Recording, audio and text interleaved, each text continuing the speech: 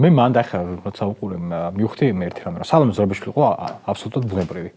ანუ სალომე ზურაბიშვილმა ილაპარაკა ის რაც ლაპარაკობს სულ ანუ სალომე ზურაბიშვილი იყო აბსოლუტური იდიოტი ხალი ანუ განსხვავება რა იცი რომ სალომე ზურაბიშვილის დაპრანკვა არის შეუძლებელი ერთი მიზეზის გამო იმიტომ რომ ყოველთვის ერთნაირი ერთ და იგივე სისხლს ამბობს ნებისმიერ შემთხვევაში თუმცა უჩანაშვილი განსხვავებული და მე ხა ეს კაცი დიდი ხანია მეგობრები ვყავთ რა ვიხა ყოველთვის რაღაცნაირი ცოტა ესეთი Facebook მეგობრობა ხო Facebook მეგობრობას ვყავ ხო რა Facebook ანუ ყოველთვის მქონდა საბჭოთა რაღაცნაირი ტიპი იყო რავი რაღაცნაირი ენჯელი თურმე რევოლუციონერი ყოფილა. ოღონდ დაჯგუფების ხო, ანუ კურატორი. ანუ აი ხო გაგვიგია რომ აი სექტორის ბრიგადები ყავდა. აი ნანუაშვილი სექტორის ბრიგადა. ანუ აღა გავიგე რომ საქართველოში რაღაცა აი ანუ ესკადრონის მერტი რო კითხავდი ხო მე ანუ ძალოვანი ელემენტის იმედი რომ ქონდა თურმე ქონია ნანუაშვილის ეს იყო ნელი მოქმედი. აი ეს ყოფილა ჯერ არ არის ჩართული თორე ნანუაშვილი ჯარი თუ ჩაერთვება. მაგრამ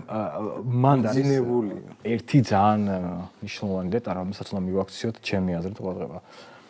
ეს მიანიშნავს დასავლეთის პრობლემებსაც, იმიტომ რომ ხა წარმოვიდგინეთ, ანუ როდესაც ხარ დასავლეთი და საქართველოში ანაწილებ პოზიციებს და სამხედრო და ესე იგი ქუჩის ძალისმიერი ელემენტის ლიდერად განიხილა უჩანანუაშვილს, ან დავუშვათ ნინო ლომჯარიას, ან კიდევ ვიღაცა გიჟქალს, ხო?